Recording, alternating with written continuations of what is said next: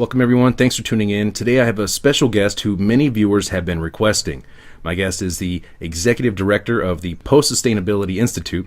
She's also a retired forensic commercial real estate advisor specializing in eminent domain valuation. She served as a district branch chief of for the California Department of Transportation for nearly 30 years. Her career in litigation support on land use has culminated in exposing the impacts of sustainable development on private property rights and individual liberty. Rosa Koire is an author and a public speaker who has spoken across the world. You can find her work on our website, democratsagainst.unagenda21.com. Very happy to welcome the author of Behind the Green Mask, UN Agenda 21, Rosa Koire. Ms. Koire, thank you for taking the time to be here today. My pleasure. You were considered to be a top expert on Agenda 21, and your work has been invaluable in bringing this UN agenda to light.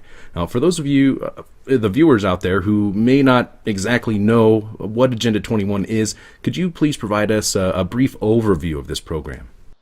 Sure. Agenda 21 is the action plan. It's the blueprint, the comprehensive plan that was signed on to by 178 nations plus the Holy See in 1992. It's the United Nations plan, and it's a plan to inventory and control all land, water, plants, minerals, construction, means of production, food, energy, everything on the planet, law enforcement, education, and of course, information and human beings. So this is, a comprehensive plan of action, an inventory and control plan. It's about data sharing. It's about money transferring from the developed nations to the lesser developed nations. And ultimately, it's about destroying your ability to have a voice, destroying your ability to have a representative government. It's about changing your government to governance and taking away your voice, giving your entirely destroying your ability to be free and to be independent. And the goal, of course, is to transfer power from local and individuals to a global governance system. So you can't do that all at once, and it's been a long process. And you see it as, exactly what you're seeing right now. It's a plan to disrupt and destroy the existing system. It's a plan of transformation and control. And that's what we're living through right now. I would have to agree that it is absolutely taking place right now. And many people may not be very familiar with Agenda 21, despite the fact that this has been around for some time and it's taking place right now. But I would say that maybe more people might be more familiar, for example, with the UN 2030 Agenda for Sustainable Development, because we've seen all of the celebrities championing this, and both of these programs are UN programs. What is the difference, if any, between Agenda 21 and the 2030 Agenda? Mm-hmm. Well, Agenda 21 is the agenda for the 21st century. And of course, you know that the century is 100 years long. And so Agenda 2030 is a 30-year milestone within the Agenda 21 plan. So I really think this is a public relations sort of end game around those of us who've been really alerting the public to Agenda 21. Because now that they're saying, well, Agenda 21 has been replaced by Agenda 2030, there's so much great information out there about Agenda 21 that they're trying to divert you from focusing on Agenda 21. Now, when you know that Agenda 2030 is simply a milestone year within that 100-year period, the milestone years are 2020, 2025, 2030, and 2050. They really fully expect to have this entire plan locked up and completed by 2050. If you go to America2050.org, which is a Ford Foundation and Rockefeller Foundation project, you'll get a look at what their idea is for in fact, what they want the United States to devolve into, which is to destroy the sense of having a unified union, and to, in fact, not have 50 states any longer, to have 11 mega regions. And in fact, what this plan does is it destroys the concept of the nation state. and it completely destroys it and devolves it into the city-states or regions. And these are not, like individual cities, like say San Francisco or New York. These are regions that are governed by megacities, which are huge, enormous cities. It could be part of Washington State, part of Oregon, part of Idaho, and part of British Columbia. So it breaks the national borders, it breaks state borders, breaks, of course, county and city borders. And this is about destroying your ability to actually be able to control what it is that happens to you. It's a plan that is actually, it's a global plan, but they implement it locally. So it looks like a local plan. It's always called different things, no matter where you live. So that's another way of being a stealth plan, you see, is that you'll never see it called Agenda 21. It's always called something else. And it's right there in your town. It's a regional plan, and it's right there where you live right now. Typically, they do call it some type of sustainable development, or at least to try to a green new something. It's for the betterment of mankind, of course, and they always try to it seems like they're packaging this agenda around the climate initiative. Like the global, first it was global warming, then it's global cooling, now it's just climate change. And so what is your take really on, the climate crisis in general? Is there a real man-made climate change issue that is going to wipe out humanity if we don't obey and follow their new paradigm of global governance? Or is that just being used as a front to usher in this new system? Yeah, let me just say, since I think I haven't mentioned this, is that sustainable development is Agenda 21. It was defined by the United Nations in a book that they commissioned called Our Common Future in 1987. So sustainable development, of course, everybody thinks it's, it's so good. It's got those buzzwords. It sounds so cool. And so as far as climate change goes, as I say, if they could have arranged an alien landing, they would have done that because, and of course, COVID-19, this is a way to, well, here's a way to think of it.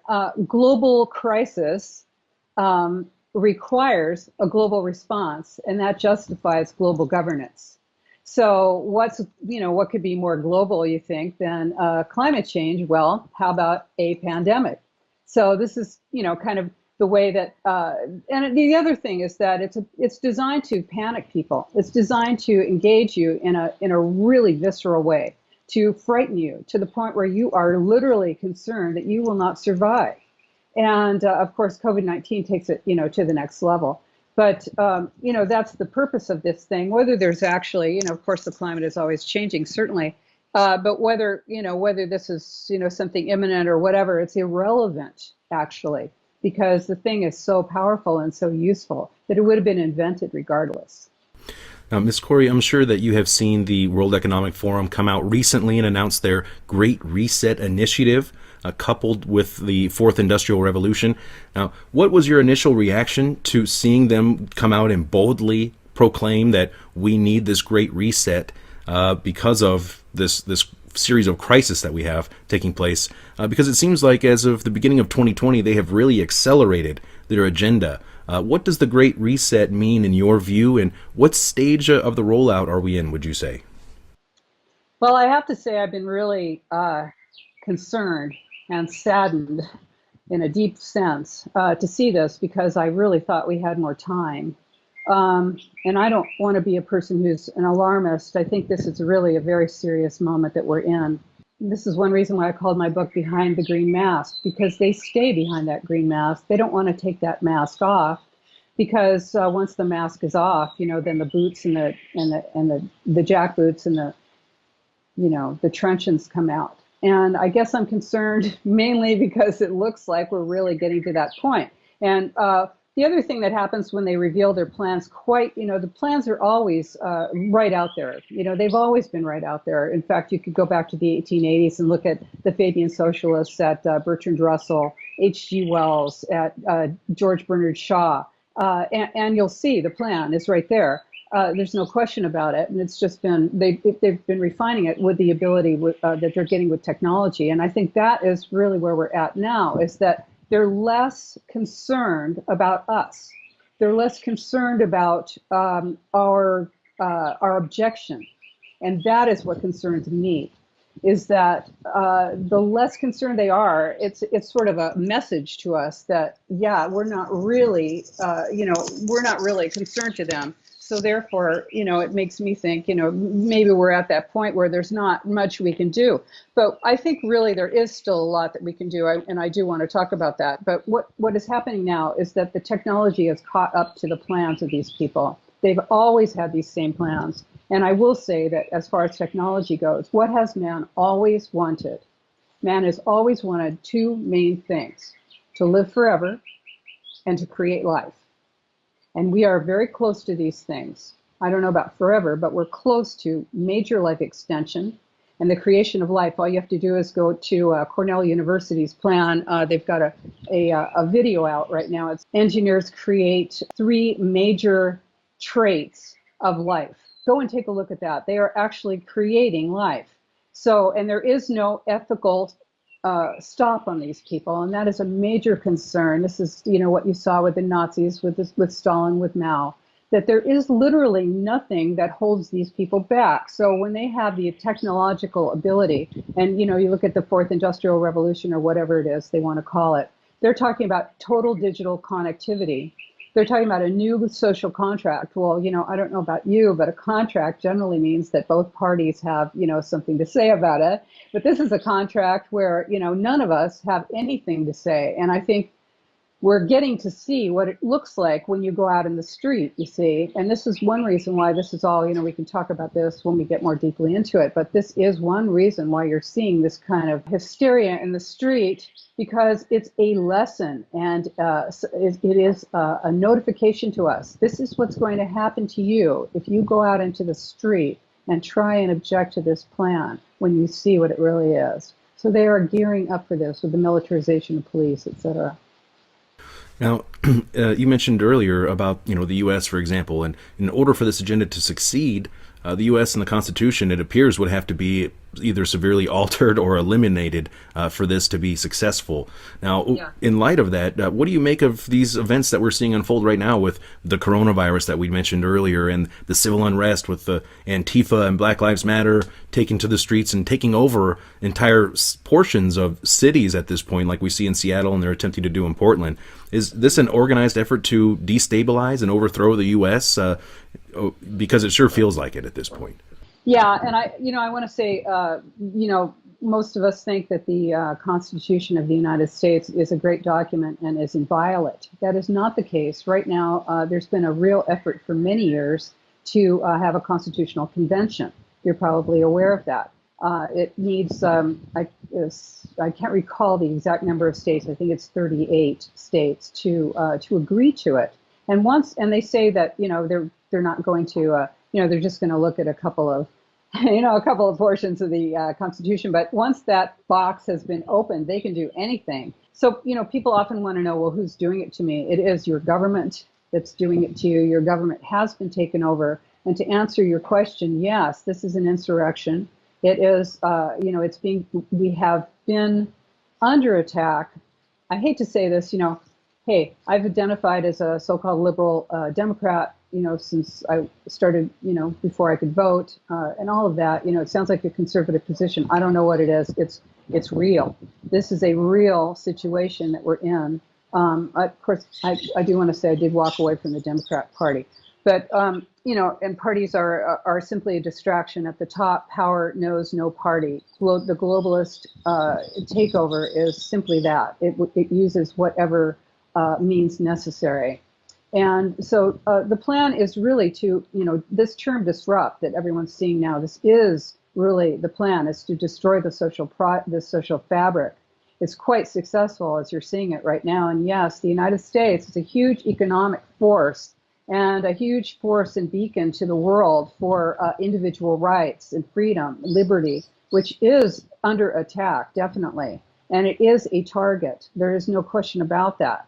So, yes, I do think we're in an extremely dangerous situation right now. And part of the reason why it is so dangerous is because it is supported by civil society, by universities, by foundations, by business organizations, by public sector agencies. This is a plan for governance. And so all of those parties who have been, of course, indoctrinated since, for the entire time that they were in university and prior, pre-kindergarten to postgraduate school, this is designed to utilize, to activate those change agents. That's really what the word change is really about. It is an activation of agents for change, and that is not a positive thing for the Union of the United States. It really is incredible to see all of these mega corporations, like, for example, Amazon and countless others, really throwing their support behind this situation, this what is unfolding before our eyes. All the celebrities, I mean, a lot of politicians, everyone is really throwing their support behind this, and we're seeing the police departments being defunded and in some cases dismantled, and now today the United Nations, a UN panel, has demanded that the U.S. take immediate action to eliminate structural racism in the police system. This is what the UN panel is saying. And we've seen George Floyd's family petition the United Nations to disarm the police here in the U.S., to have the UN disarm U.S. police, which is unbelievable to me. And we know that Floyd was killed by the police. He wasn't shot by the police, but yet they're calling for disarmament. Now, I can't help but think that this is playing right into a pre-planned agenda. As everything lines up, maybe something like the Strong Cities Network. I mean, what is your take on defunding the police? And what would be their alternative to the police? Mm-hmm. Yeah, well, this is so fascinating. And it's, if you weren't living it, it would just be such an interesting little thriller to be watching. Because this is really about community-oriented policing, which is the panopticon, which makes you the cop on the beat. You are responsible for keeping your eyes on everything and reporting. See something, say something. And, of course, they're talking about transformative new model of public policing, or something like that, of public safety, I think they call it. And whenever you see that term transform, I want you to know transform is a term that's used, it's a jargon term, and it's used, it's an Agenda 21 term. So transformative learning, when you see it in the educational system, you're going to see it in your policing system, is really about, you're not going to believe this, or you probably will, it's about breaking down the individual. It's about breaking down your alliance to any old system, any old connection, your family, your old thoughts, your belief system. It literally makes you into a patient. This is a mental health technique that destroys it actually breaks you down. It's a breakdown and then build back up of the personality. And this is what they intend to do with police officers. So in other words, this whole, institutional racism it's merely an excuse to destroy literally the minds. Mao used it.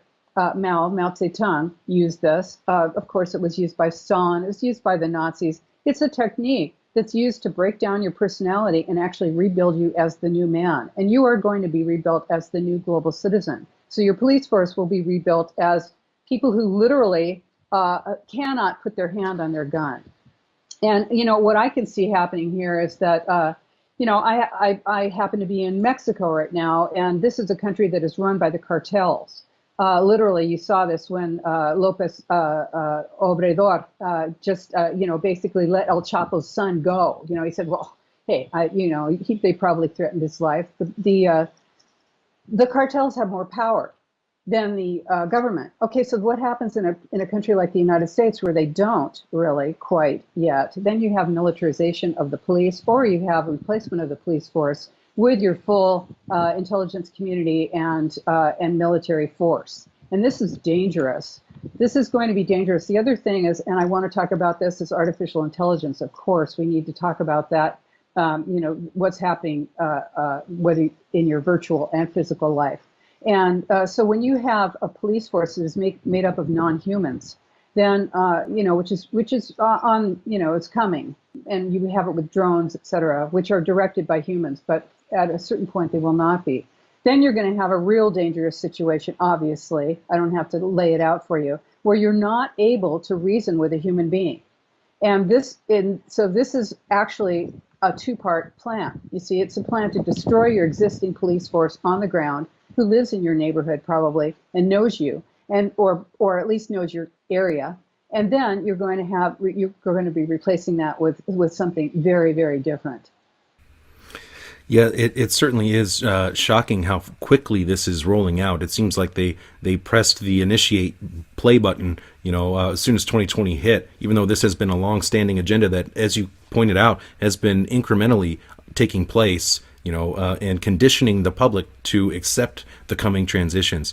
And as you pointed out, AI, absolutely, you're absolutely right about AI police. New Zealand just recently launched the first ever AI police officer. They have it right now in New Zealand. It's essentially a kiosk where you can walk up and talk to and interact with. And we've seen the robots from Boston Dynamics and DARPA and everything like that. And they're already using some of these robots in Singapore, for example, to enforce the social distancing. Right. So this is just happening quickly. They're conditioning us, getting us ready for these transitions. And you talk about how now they were waiting for the technology to catch up with their program, and how Agenda 21 is the inventory and control program of every aspect on life. And they're basically this transition. We're transitioning into a new digitalized system where everything will be monitored and tracked and traced on the blockchain, and everything will be essentially tokenized. And so it really is like this is a technocratic plan of a takeover operation that Eisenhower warned us of, on his farewell speech. Beware of the scientific dictatorship, essentially. And here we are living it right now. And we always hear about, when we see it, it's an anti-human agenda, essentially, where they're looking to merge man with machine. And we always hear about the depopulation aspect of that. How does that play into all of this as well, in your view? Mm-hmm. Yeah, I want to say, basically, when you have de facto martial law, everyone is the enemy. And that's what you have with COVID-19. Everyone is the enemy. You have literally lost your trust for anyone, even your closest family members. So, this is a way to break down society. It's a way to break down mental health. And this is also health is a very vital part of this plan because, of course, collecting your DNA, this is a plan to inventory and control everything, including your DNA, the Human Genome Project, to be able to actually control life. You can make life, you can actually destroy life. And going back to, of course, the 1880s and the Fabian socialists, the eugenics plan, this is not something that went away. This plan, the idea that you can actually make the human race better. And so consequently, you're going to have to get rid of anyone who does not make the human race better, and that of course ties in with your social credit score and whether you're worth it, whether you have value. And this has already been happening in the university systems, which are basically designed to search for anyone who does offer value, and to offer them a free ride, and in exchange for research. And then everyone else just pays and is indoctrinated and indebted. So this is, the design of the system right now. It's already doing that. So yes, that this is the way it's set up. Is that whether you're worth it or not is going to be determined through your credit score, and then all of this is technologically possible now. So this is the design of the plan. And yes, it's So some people, of course, the sperm count is down, and people of course, women have children later. This is okay. So when you're looking at the Sustainable Development Goals, all right, Agenda 2030 has 17 Sustainable Development Goals. In 2015, the Millennium Development Goals, there were 8 Millennium Development Goals. This is, I think it's a very Chinese model. If you look at the Chinese model. To number things, the 1,000 flowers, they always number things. So is this a Chinese plan? No, it's not. But the Chinese are certainly a part of this and did agree to Agenda 21, and also agreed to work on a depopulation vaccine with the United States back in the 1990s. So how far have they proceeded with that? We don't know. So depopulation is, of course, a vital part of the plan, because the plan moves you out of the rural and suburban areas into the dense city centers where you can be more easily managed, controlled, and surveilled. And of course, these cities are not capable of literally holding that many people. So the design of the plan is to, make it so that they can hold as many people as possible to, increase the, and I want to say that your buildings are very important to this plan. Smart cities, the Strong Cities Network, all of this. You can look at Alphabet and their sidewalk labs, which is Quayside they were trying to do in Toronto, which was about, literally tracking every aspect of your life, building a city from the ground up. This is the goal, you are living within a panopticon. That is the design of this plan, is literally to take your freedom completely away from you. And I'm not talking about some plan that's way out there in in the future. I am talking about this is happening right now. And yes, it's about depopulation, because you know what? You are just not worth it. You use too much. You are taking up too much room. You're using too. This is what the climate change thing is all about. You are using too much energy, too much water, and too much land. And you need to be isolated and moved into the high-density city center where you can be more easily controlled and managed and surveilled. And that is what this is doing to you right now. So, it's not like this plan is out there in 2030 or 2050. 2020 is a really important year. A lot of these plans, when you look at your regional plan for your area, a lot of these plans are named Your Town, whatever the name is, 2020. Because 2020 is a key year in the implementation of this plan. Absolutely, I'd have to agree with you on that. And when we see, people obviously get very caught up in the divide and conquer tactics and strategies, and we're so busy fighting about left or right or Trump or whoever, and and the same thing applies geopolitically as well. It's like, China's the bad guy or Russia's the bad guy or whoever, when, as you pointed out, these countries have all signed on to the same game plan for global governance, and these groups like the World Economic Forum have been deciding what the future of humanity looks like for you and for me and for us, and it doesn't look very human at all, and we have no say according to them at this point. So this is extremely important information that is taking place right now, and I would like to end today's discussion with possible solutions, like what can people do? You've had some success in this area, actually defeating Agenda 21 in some areas. What can you tell us about that, and what should people be doing right now to resist? Well, I think, this is my watchword is awareness is the first step in the resistance, and action is the second step. And I think it's really important that that people understand that we're being conditioned to be passive right now. We're being conditioned to click a like and think that means that we're a political activist. And it does not mean that. You are not a political activist if you don't leave your house. You need to leave your house. And but the lockdowns, the lockdowns. That's right. I know. And plus your government has now gone virtual, where you can't used to be. Now I know most of you don't even know where I don't mean to insult you, but let me insult you here. You don't even know where your city council meets. You think it doesn't matter. But those are the people who make the rules that you live under right there in your town. And you better believe it does matter. And don't tell me that your government is so bad that that you can't do anything about it. That it sure looks like that. But the thing is that you've let it get that way. And if you continue to let it get that way, it ain't going to get better. So what you need to do is actually occupy your government, to take a term that I think was really misused, to actually go and be your government. Be your government. If you can, now, we're in the end game here. There's not a lot of time left, so you should have been doing this a while ago. But the thing is that you need to know what Agenda 21 looks like, and you need to recognize it so that when you see it in your city, you can go and talk about it. You can, first of all, get yourself elected. You can run for office and not get elected, but talk about it. You can stand, up in your city council. Every single item on that agenda is probably related to Agenda 21 if you know what you're looking for. And I actually tell you how to find that by, you can look at my websites, you can look at my book where I tell you how to actually take down their Delphi meetings where they're manipulating public opinion so that you won't make trouble for them. Because really, they don't want you to make trouble. They're hoping that they don't have to bring out the cops. So they're really wanting to, keep you in your seat and keep you at home quiet. So that's what you don't want to be, is the person who sits at home. So you want to take this on, you want to spread this information. You can do it with flyers, you can do it with mailers, you can spend a little money, you can make some videos, you can share them with people. You could share these videos with people and then decide what kind of action you're going to take.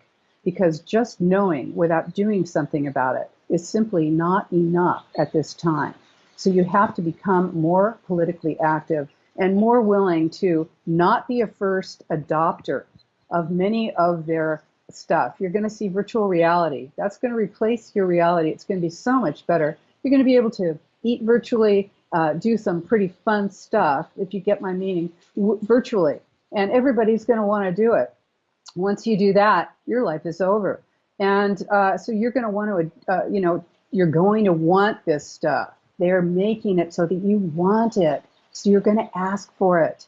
You have to resist that. Resist it in yourself. Plus, take a look at yourself. What do you do for a living? Are you a change agent? Are you an organizational manager? Are you working for the city or the state or the feds or the county? What are you doing? Are you part of this plan? Are you a planner?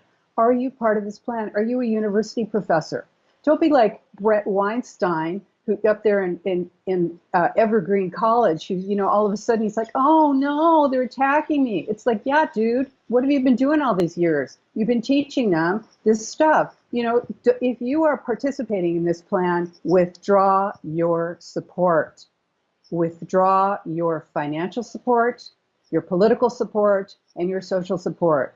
Have some guts, because that's what it takes. People aren't going to like you, but you need to do it. Wherever you work, wherever you are, you need to talk about this. If you're in a government meeting, if you're a manager at some supermarket, you want to talk about this in your management meeting. You talk about this everywhere. Tell people about this plan. It is a real, actual thing that is right there in your city, right now on the shelf, being enacted right now on you.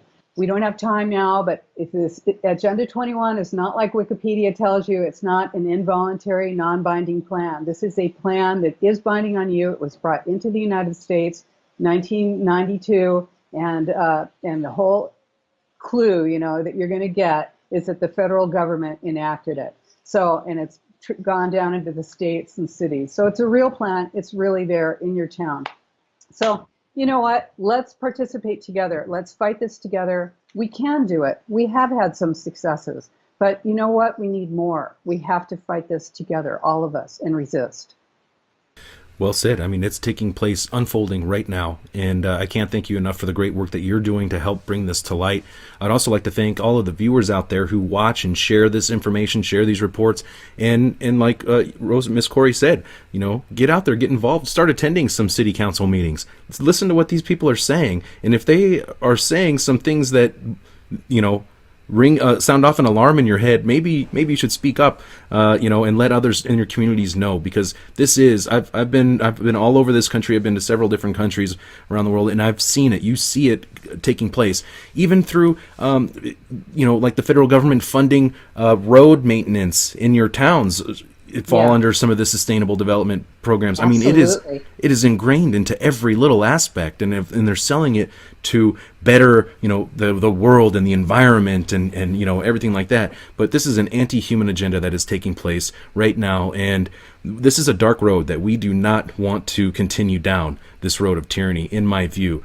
I encourage everyone to make your way over to Rosa Koire's websites, Democrats Against UN Agenda 21 and the Post-Sustainability Institute. I'll make sure I leave links to all of your social media accounts, Ms. Koire, as well as a link to your book, Behind the Green Mask, UN Agenda 21. Ms. Rosa Koire, thank you so much for being my guest today. This is extremely important information, and I really respect the work that you're doing, and to me, it's people like you who are the real heroes. It's not these celebrities out there or these athletes, all this kind of garbage out there. It's people like you who are making a difference, who are doing things to affect real change. Do you have any final points you'd like to share, Ms. Rosa Koire? Yeah, I do want to say that we all have to be heroes. I'm just like everybody else. We just all have to do it. You've got to take it on. And, we can do it, but we have to do it together, united. We can do it. Ladies and gentlemen, Ms. Rosa Koire, thank you so much. Thank you.